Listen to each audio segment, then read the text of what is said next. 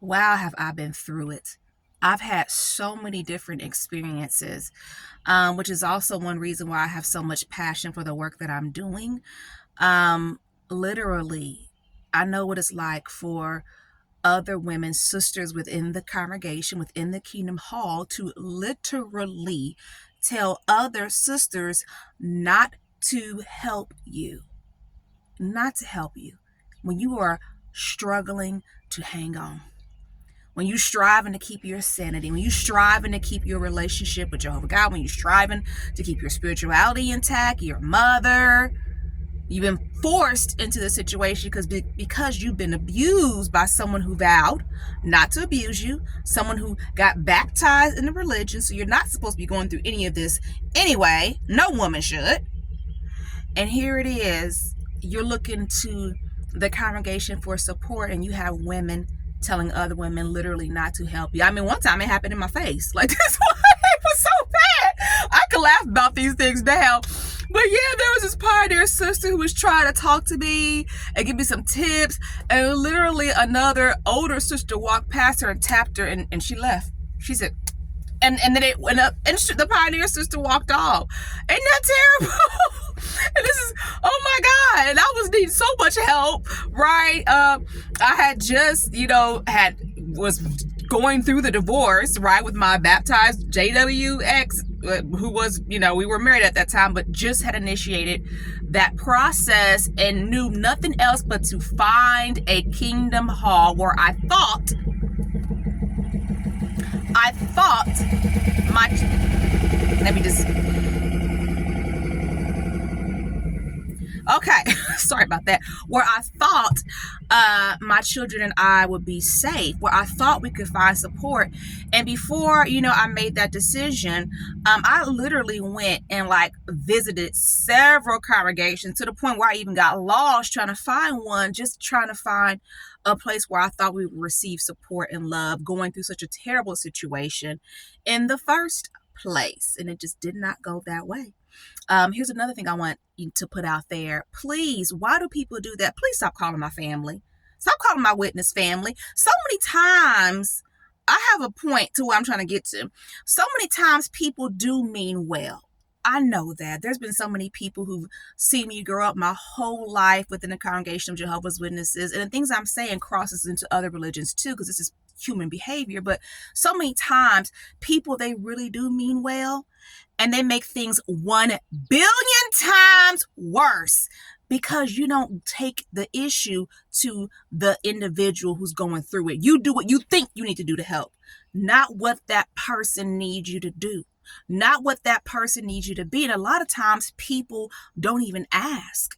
You didn't ask me. You didn't ask me if I thought that if I wanted you to call my auntie in Atlanta, why would you call my auntie in Atlanta? News flash, like breaking news, we don't get along. Like, my aunt in Atlanta, is disfellowship from my life. One day I'm gonna do a video about that. Like, you gotta disfellowship some people from your life. They ain't disfellowship from the congregation, but you disfellowship them because them being in your life is not a positive thing. So, I've had those experiences like, okay, why are you calling my brother? Like, please do not call my brother. Like, we are not on talking terms. I have told my brother that when I am ready to talk with you, I will let you know.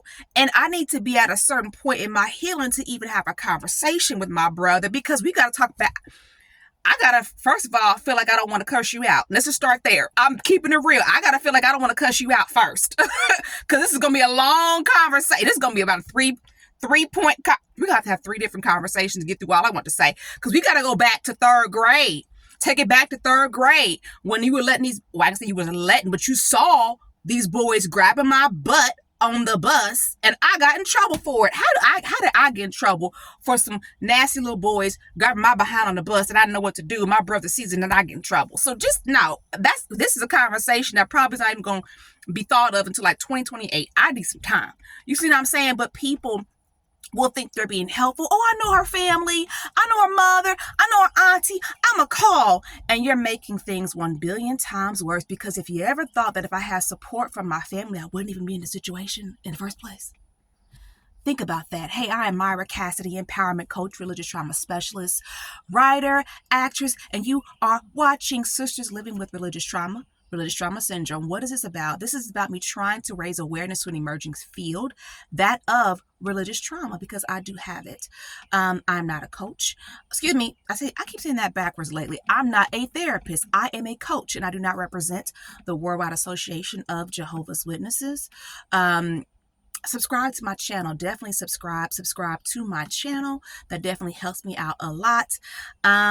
I am an active witness, and I know that sounds like really, really strange for a lot of people. What I do is I worship at home, and I have limited contact with the congregation because that's what serves me the best with all that I've been through and what I've discovered in my own journey of reclamation and healing.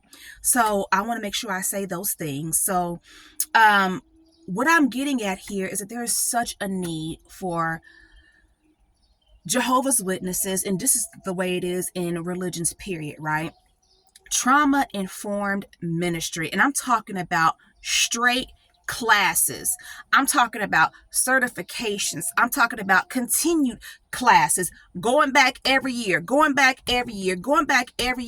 because so many times what happens is the place where you're supposed to get support continues to pull you down through the narcissism, through people who mean well but don't know how to handle the situation. They don't know how to cope. They don't know how to they don't know what to do. They mean well, right?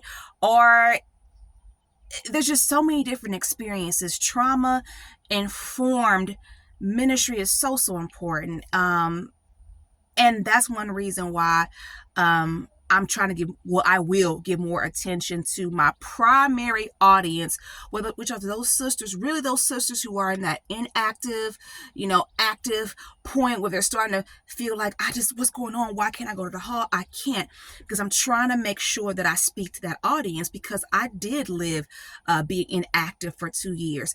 And let me tell you something, that was worse than being disfellowshipped. Being inactive was worse than being disfellowshipped, because when you're inactive, you're being gaslit out of the religion. Are you kidding me? Gaslit out of the religion? Are you kidding me? And then what support are the children getting? Or what messages are the children getting? Oh my goodness. I want to go more into that and more into other stories. And I want to hear more stories of people who are currently inactive. Why are you inactive? Inactive. And how many people from the congregation are actually coming through to support you? Are you even getting a shepherding call once a year where people are even checking on you? Is anybody even checking on you regularly? So definitely my goal is next year to do my first virtual retreat for individuals who identify in that space, because that's definitely my primary audience. I'm what am I trying to say? I'm just so concerned about in general, everyone, right? But just, I know that journey of being inactive. When I compare being inactive to being disfellowship, being inactive was worse. Being gaslit, you know what I mean? Especially when the religious trauma hit, I'm so messed up, I can't read my Bible. How do I cope? What do I do? And people live this journey and they don't know what's wrong with them. You just know that you can't read the wash hour, make you want to have a panic attack. You just know if you see the Kingdom Hall, it makes you want to have a panic attack. For some people, it's so horrible. So I'm trying to find those individuals, right, and give support to those individuals and whomever else can benefit from my services. So definitely I'm going to pour more attention into that population of individuals. So I'm going to end there and want to say, hey, protect yourself, protect your children, heal correctly, and happy Sunday to you.